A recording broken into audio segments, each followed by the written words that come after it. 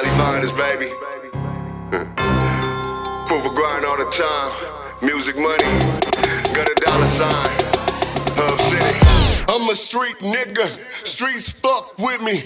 I'ma keep pushing products till the fans get me. It's guap off top, diamond Cartier. That nigga wall won't give a broke bitch the time of day. They see me climbing, they see me shine.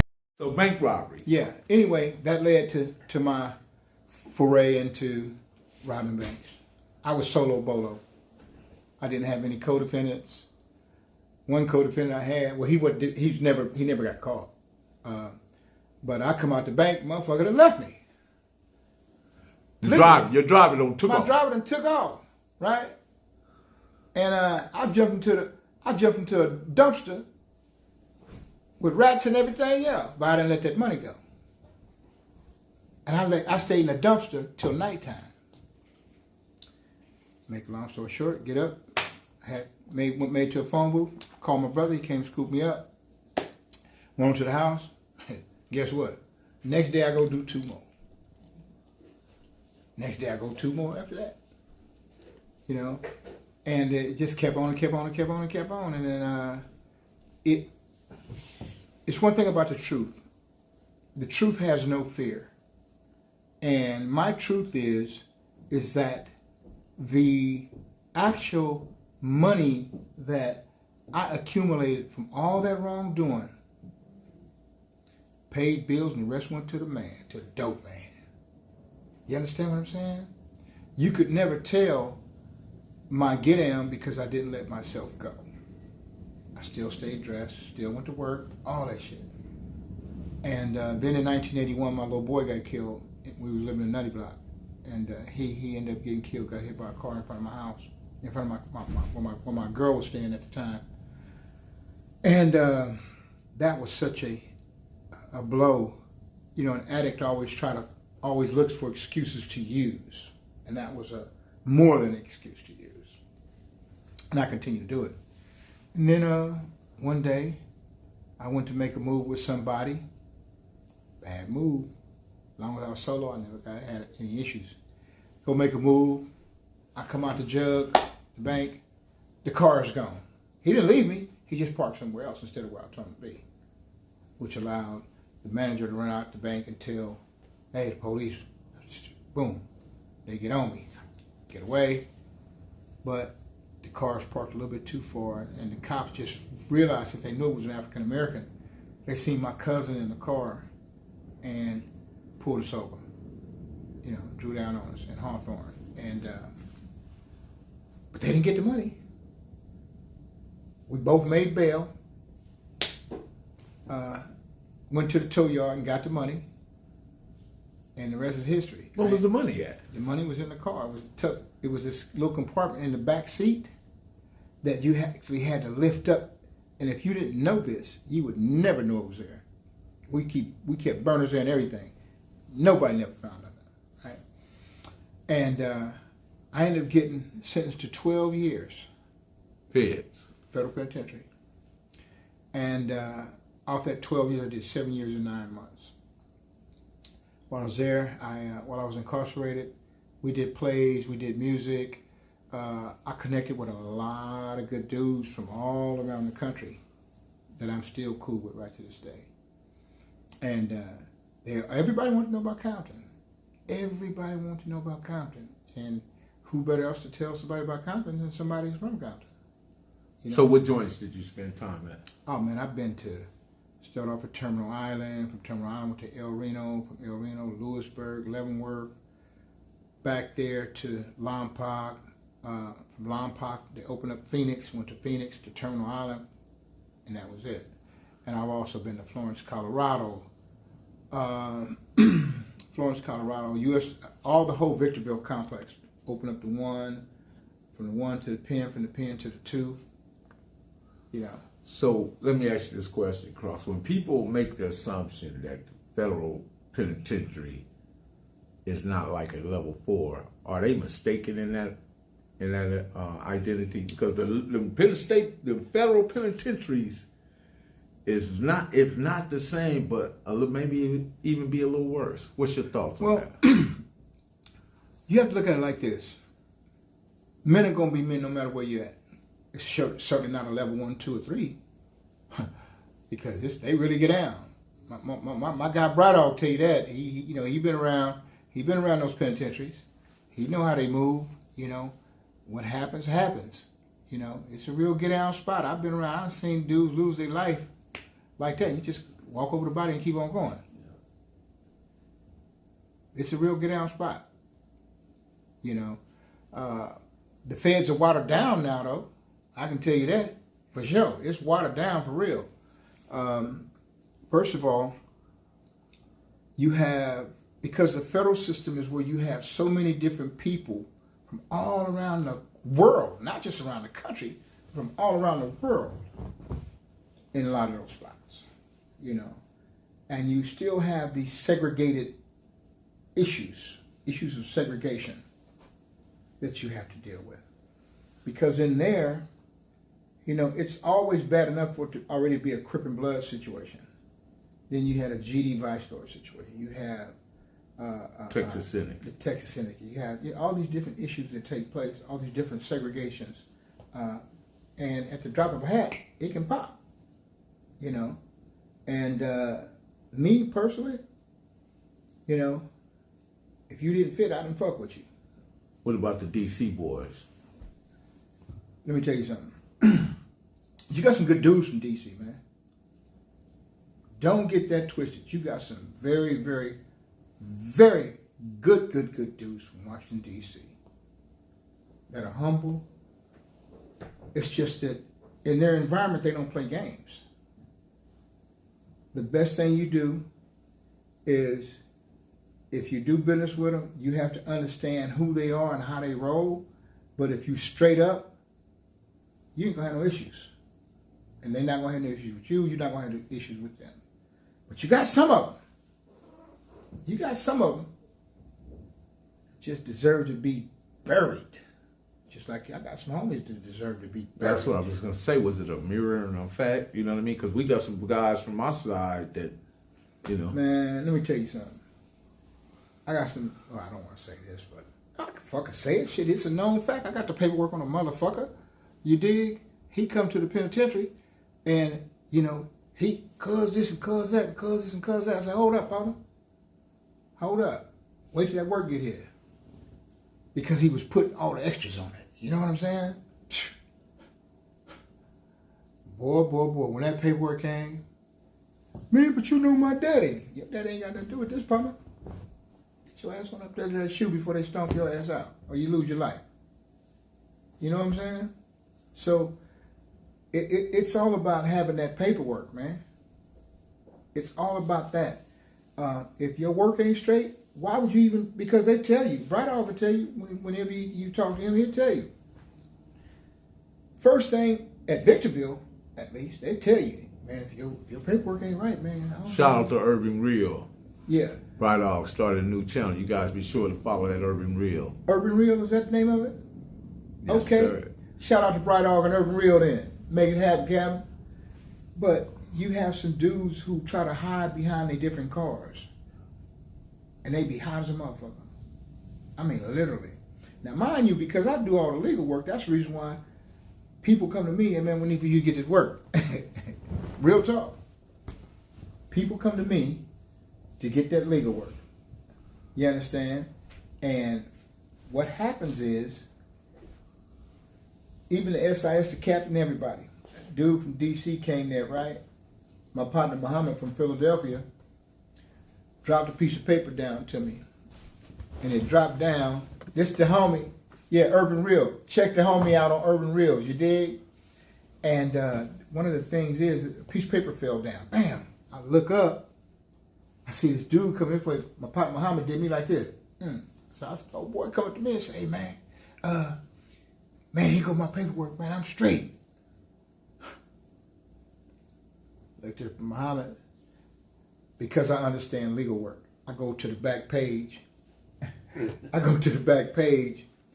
And what's it called, statement of reasons? Yeah, and the impact of judgment. Yeah. And guess what? There it was in black and white. I said, man, you hot as a motherfucker. Get the fuck up out of here. He said, no, I'm not. So here go your 5K1 departure right here, partner. What you mean? Get the fuck up out Explain of to here. people what a 5K1 departure is. A 5K1 departure is when you cooperate with the authorities. And there are convictions behind that 5K1 departure. You provide a substantial assistance. Is that what it's And called? and you get a reduced sentence, a reduced sentence. This dude was facing 28 years, ended up getting 5. Wow. What was your time? How did you relate to everything that Cross is saying right off? Because you've been in the federal system and Yeah. you had to Well, I took a navigate crash course on PACER dockets. If it said the government requests your stuff to be filed under seal, that means you worked for them. Mm-hmm. Because a lot of things get filed under seal, but when the government requests it, as far as being at the feds, I mean, he was the G homie in the car. It was him, then Don Juan, and then us below them. You know, Don Juan. because we had protocol there. You know, and he taught all of us a lot. He pushed that line, stay in the law library. If you expect some get back, ain't nobody gonna do it for you. But Exactly. That's the you only know how way. to read, go. That's why I'm home now. I filed my own 3582 C1A. That was one of my things too when I was there. Dudes would Yeah. say, "Man, come on, let's go work out, go to our prom." I said, "Man, listen, I get a jail membership when I get out of jail, but right now I got to go to this law library because what I need is in there, not over there." Exactly. Yeah. Like my little homie D-Dog, rest in peace. I was out and Dog was sending me all of his paperwork and stuff, right? And I was helping him do different things. And I told him, I said, listen, the government doesn't have you the way that they think that they have you. I said, but they're not going to give you a bail and they're going to push you all the way to the door. But when you get ready to go to trial, they're going to drop this, they're going to drop this, they're going to drop this, they're going to drop this. And guess what? They had even arrested his wife to try to get her to flip. And she didn't. They went to trial and they beat that shit. Except one charge. And that was a marijuana case out of Ohio. And somebody had talked on that. You understand? And they ended up giving him 10 years. Well, they gave him 5, but they filed an 851 enhancement. The 851 enhancement is they double your time. And they can triple it, depending on how many other drug convictions you have. True. Okay? It's a 3-strike written differently. Right. Right. Exactly. I know dudes who got caught with crumbs end up getting life sentences. You know? And you also got to be laced. You got to lace these youngsters on. Everybody want to be a pimp now, right? Look up, I believe it's 1591, 18 U.S.C. 1591 or 18 U.S.C. Should they own their own copy of the Citizen Guideline? Huh? Beg your pardon? Should they buy their own copy of the Citizen Guideline book that explain all the drugs and all the charges and what time, what qualifies and what don't? Oh, I mean, they can do that, but if you don't have an application in mind, it ain't gonna do you no good. Mm. You know, you have to apply that shit, man. You know, because in the federal system, everything is based on certain entities.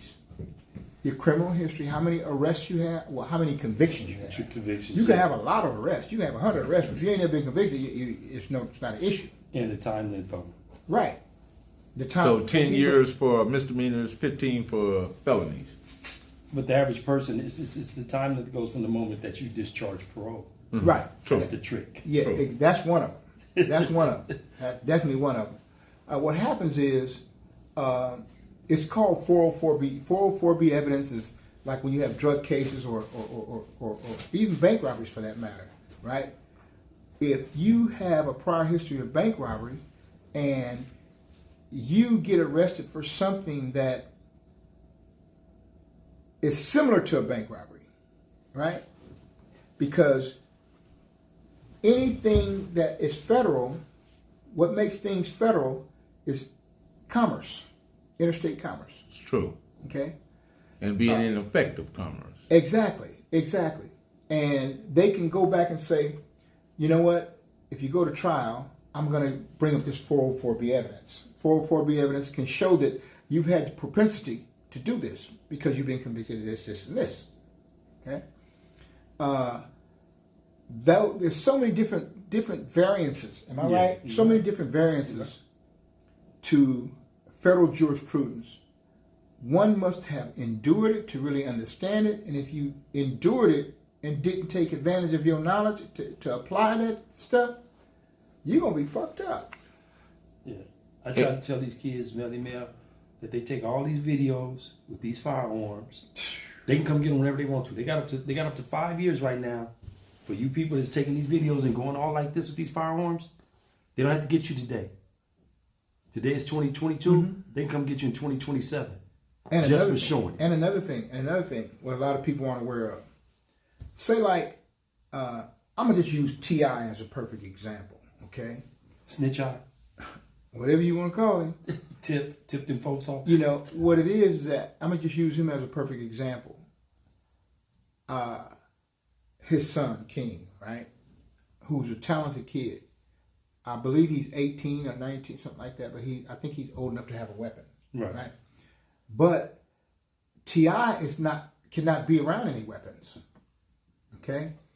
I saw some stuff on Instagram, and I immediately hit Tip on Instagram. I'm like, man, I have a grave concern because of this situation, because if his son lives with there and he has weapons in that residence, you know what it's called? Constructive possession. Explain constructive possession. Constructive possession means that you have access to the weapon, especially if it's in your residence. If it's in your house, it's yours. You may not have never touched it, may not even know it's there. But guess what? Then people kick that door in, and that weapon is in that residence. You have constructive possession if you're a convicted felon, especially in the feds. Mm-hmm. I've seen many dudes get 5 and 10 years for that. I don't know if you remember Sherlock from 60s. His grandfather had an old flintlock. Yeah. They gave Sherlock 8 years for it. Mm-hmm. Here's one dude riding in the car with his wife. Dude out of Vegas. I forgot his name. He's riding in the car with his wife. She has a pistol. It's her pistol, legally hers. It's in her possession. They gave him 12 years. He ended up getting back in court. I forgot his name. He ended up getting back in court, but he still had to do, quite a bit of time before he was able to get back. Another thing, back to the little pimps, right? You have to be extremely careful to make sure that you're not hustling with no minors, okay? There are a whole bunch of dudes. 85 years. 85 years, 40, 35 years. Rico life. Yeah, because they had a White chick. slavery. Well, they had a chick. Pimping and pandering. Yeah. Well, actually, it's human trafficking. Human trafficking trafficking of a minor. It's either 18 USC 1591, 18 USC 1951. One of those two But 1951 is the statutes. Hobbs Act. Yeah. 1951 is the Hobbs Act, so it's 1591, Yeah. which is the trafficking of a minor. And they trust me, they locking their ass up. And guess what? You got to register as a pedophile. You got to register. Yeah. You understand? When you look at the law books, right? Yeah, federal seconds, federal thirds, but they have keys on them. A lot of people don't realize that those keys mean they're there to open the door. They don't understand the symbolism and when you see the key on the book. Right. And then you, what we call shepherdize, right? Exactly. And you shepherdize to find out what applies to you in that circumstance. Exactly. So what was some of your, you did a lot of shepherdizing and different things. And Man, shepherdizing is one of the keys you have to do when you're doing legal research. It's mandatory. Now in the federal system, if you're incarcerated, you have access to what you call what's that computer system called? LexisNexis. LexisNexis, yes. And you can basically look up anything you want. There are some guys that even since I've been home, I ran into a guy. I can't even say. I'm not going to say his name because he's still working for the people. But I caught him with a wire on. God, can't make this stuff up. No, I caught him with a wire on, man. I literally caught him with a wire on. And these things right here, as bad as they are for you, they're good for you as well. Because it lets you know a lot of different things when people are around you, when you got the demo, somebody got the demo on them. Mm-hmm. You feel me? Can anybody in that audience tell me what our cordless microphones ran off of? 1, 2, 3. They ran off of cordless, FM tuners. You know what the rappers use on stage, the singers use? Those are ran off of FM tuners. Okay? So a lot of people don't know that if someone has a wire on and you get them in your car and you get an open frequency, I think that's why they quit letting them just turn the dial and you just have to hit the thing and it just runs by itself. Because if you turn it down and you get to open frequency, everything you say will come back out your speakers. A lot of people don't know that. Okay? I don't want to give up too much game just in case people people look at this and say, this motherfucker know all our shit. You dig? But I'll lace my homies. Right. You feel me? And you can spread the word that way. But, there's so many different avenues to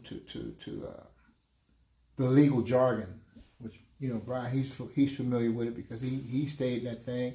You familiar with it, man? Yes. You know what I'm saying? But you really have to understand something in dealing with federal laws because those people don't play fair. At all. And they have unlimited resources. Unlimited resources, man. Let me tell you something. They'll take your property, take you years to get and you ain't did nothing. I've seen them.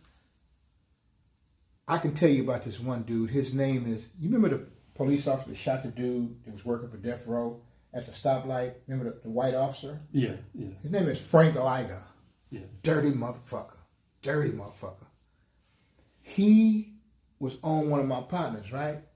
On the task force.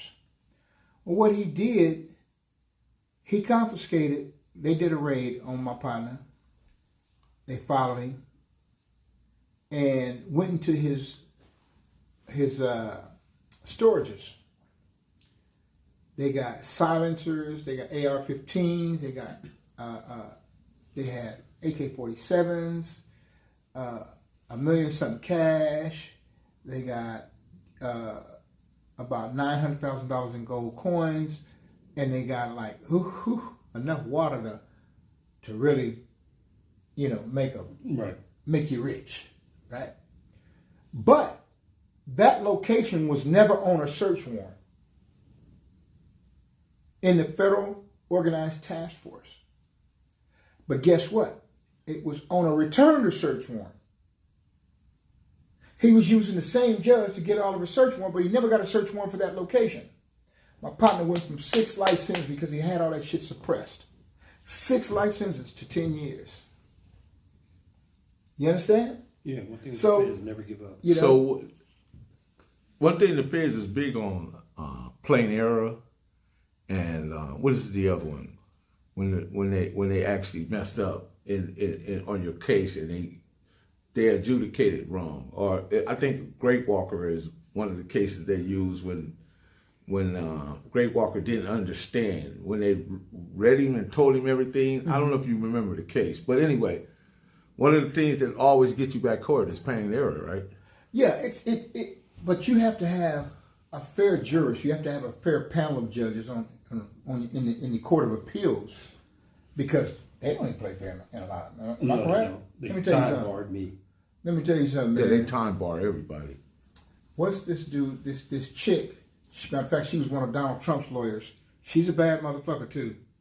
I forgot her name, but she was on TV with Trump a lot. She was one of his lead lawyers. She was representing this dude, and the government actually fucking lied. They lied on the man. The man hadn't even committed a crime. They lied on him, put the man in jail, made him lose all his shit and everything. And guess what? He stayed there all those years for nothing. For nothing. This is the greatest country in the world. We have the freedoms to do and make choices that a lot of countries don't have. Look what's happening in Russia. You try to stand up and say, if we was in Russia, you tell, fuck you, Putin, your ass is going to get stoned to death. Getting 15 years. Yeah. You dig? If you're in Saudi Arabia, and you take a piece of chewing gum, if they got it over there out of the stove, you're going to get your hands cut off. In Iran, you're going to get put on the firing squad. Here we have the greatest freedoms. This is the greatest country in the world. But some of the agencies that run this country just don't play fair. In your system, did you ever learn any Swahili, Yoruba? I've always been fascinated by language, but you don't use it a lot, you know. Yoruba, Igbo, you know. I've worked with some Russians. You remember the spies, Victor and Olga Ogoritnikov? Remember they got caught up with the FBI agent Robert, I forgot his last name, Robert Hanford or something like that. He was the fat guy who wanted to fuck the Russian bitch, and he was giving... Oh, yeah, I remember. I know exactly what you're talking about. I think it was Hanson. Yeah, I know exactly what you're talking about. You know, Victor Ogoritnikov, he was a little bitty dude. Hey, Victor, I want you to teach me some Russian. Oh, здравствуй, добрый. You know, and we were just doing a job the other day, and the Russian security guard came out at this facility where we were at, and he came out, and after I heard his accent, I said, he's Russian. I said, здравствуй. He stopped. Who teach you Russian? Who teach you Russian? And then I said, nobody taught me Russian. I'm good. I know work with Putin. I don't like Putin. No. I said, no, I ain't here to talk about Putin. But it just trips them out when you can at least speak something for them to understand. Right. It makes it more easy to communicate with. They get comfortable. Exactly. And he ended up coming out 3 or 4 times. You know, they were spooked to see two Negroes sitting out in Irvine in this beautiful, lush-ass spot. And then another old black motherfucker gonna speak Russian to you.